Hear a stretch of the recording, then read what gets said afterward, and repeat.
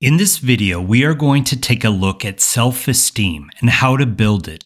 My goal is to help you hold your head a bit higher, to make better decisions, and to get more out of life.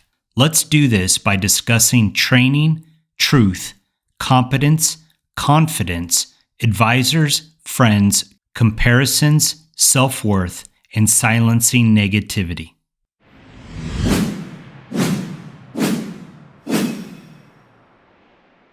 My grandfather once said that his kids don't have character, they are characters. It's kind of interesting to see that between my father, my uncles, and my cousins, there is zero shortage of self-esteem. I didn't make this video for myself. I don't have a self-esteem or a confidence issue. I made this video because I literally have had hundreds of requests for help. And so if that is you, then please pay attention.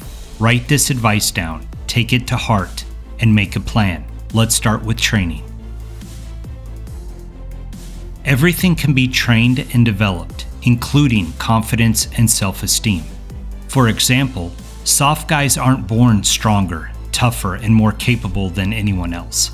They develop their skills and mindset over time, through training, through overcoming challenges, through failures, and through success. You don't just wake up as a special operations soldier. You go through years of training to hone and sharpen your skills. If you want to have confidence and self-esteem, then start training. Set hard goals and accomplish them. Do hard things. In any discussion on confidence and self-esteem, we must reference honesty. For the most part, we all know what is true and what isn't true. The bigger problem is that people lie to themselves and they believe what they want to believe, or they only surround themselves with those who tell them what they want to hear, regardless of whether or not it corresponds to reality. One of the biggest flaws in our culture and of the 21st century is that people are too scared or too weak to say the truth. It is easier to lie and tell people what they want to hear than to tell the truth. But it is impossible to build anything substantial to include an elite mindset or legitimate self-esteem upon lies. Competence is about knowledge and ability. Knowledge of the basics is what I like to call knowing what is inside the box. These are facts, laws, rules, policies, doctrines. Most people understand and are comfortable with what is inside the box. But in order to think or work outside the box, you need to know and master what is inside the box. On top of knowing information, most occupations also require mastery of basic skills. Skills come from doing. This means that competence is a result of experience and training. No one wakes up one day and they are completely competent. They learn it and earn it. Competence is essential. What makes special operators so exceptional is that they are great at what they do. They are knowledgeable, capable, and competent. You could never be a special operator without the aptitude to problem solve, understand and use tactics, shoot your weapon perfectly, move in a safe way, and communicate with other members of your team and with headquarters. The skills and ability which members of the elite special operations community rely upon are the result of endless evolutions of deliberate planning, training, rehearsing, executing, analyzing, and repeating. P-Trexar is how they build and maintain their individual and collective competence. Regardless of your field of work, in order to be competent, you need to master the basics of that field. It is not just enough to know the basics. You must master them, and this goes for knowledge and abilities. Many people would argue that confidence is the most important mindset of a successful person, but I don't think so. I would much rather be around someone with little confidence, but who is competent and always right, than to be around someone with a lot of confidence who is neither competent nor correct. Yet, I must point out that when you are competent and always right, it almost always creates confidence. And this is why there aren't special operators with self-esteem issues. When you are constantly and consistently building your competence through accomplishments and finishing hard training, The automatic byproduct is self-esteem and confidence. I want to highlight that confidence is a belief. It isn't factual. It has nothing to do with reality or truth. This is why so many beautiful women think that they are ugly, and why so many idiot men think that they are awesome. They have a false belief, which reflects in their confidence. If you believe in yourself but are incompetent or a knucklehead, you still have confidence. But if you are competent and capable but don't believe in yourself, you don't have confidence. On the other hand, competence is factual. You either have it or you don't. You can do it or you can't. The next recommendation I have for you is to pay attention to whom you are listening. If you are listening to the jerk at work, then you might start believing all of the dumb things he is saying about you. If you are listening to weak friends who only tell you what you want to hear, then you will never get honest feedback about your abilities and character. I've already made a video about listening to trusted and competent advisors who have proven that they are experts in their field and who care about you as a person. If you haven't seen it, then I recommend you check it out. It is very important that you listen to the right voices. Consider the source. If a clown is giving you advice or putting you down, then consider the source. Ignore it. Let's move on to your friends.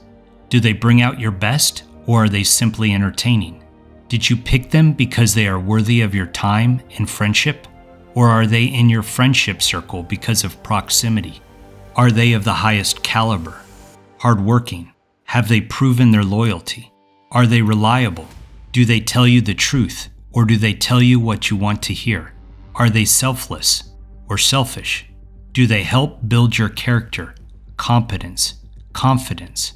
Are they a source of joy and encouragement and strength, or are they drama? One of the biggest problems with social media is that in an instant we are able to compare ourselves to the most extreme in any genre. Let me give two quick examples.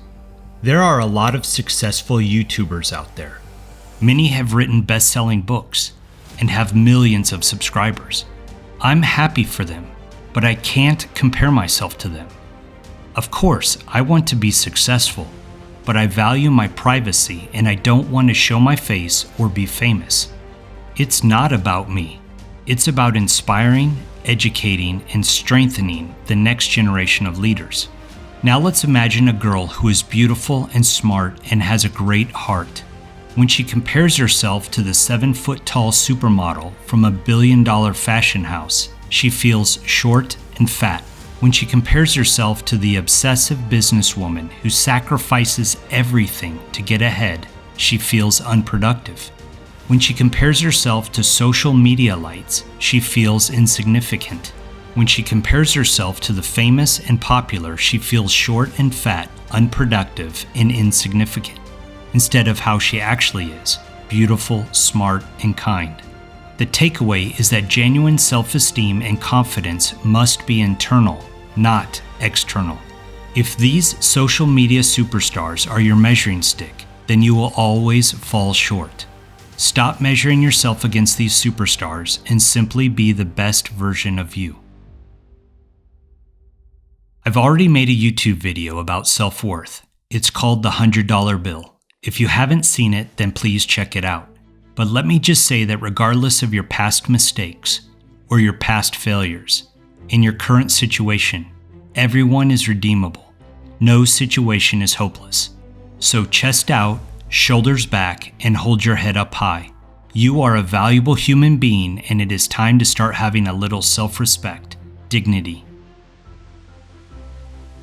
Let's move on to silencing negative voices. If you want to build genuine self-esteem based upon truth and competence, then you must silence negative opinions. This negativity sometimes comes from so-called friends, family, colleagues, or yourself. Usually people you settle for because they are within your proximity.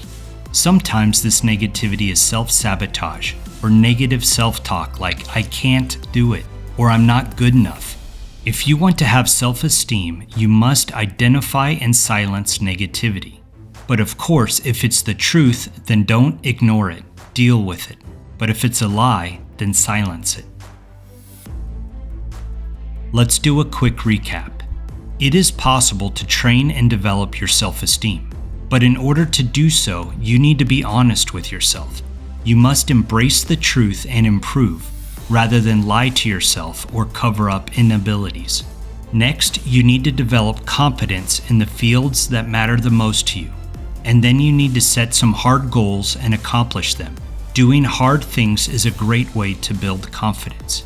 But for sure, competence must come before confidence, and your confidence must be grounded in the truth. So pick reliable advisors and trusted friends who tell you the truth. Stop comparing yourself with celebrities on social media or anyone else and break free from negativity. Okay, there you have it, an executive summary on confidence and building self-esteem. If you are interested in learning more about this process and other essential virtues, then check out my book, Special Operations Mindset, or take the course, which consists of over 5 hours of original content. Use the discount code 40OFF to get a 40% discount off the course. Hyperlinks are in the description below. Please like and subscribe if you want to join my Special Operations team. And don't forget to forward this video to a friend who needs to see this. Life is a special operation. Are you ready for it?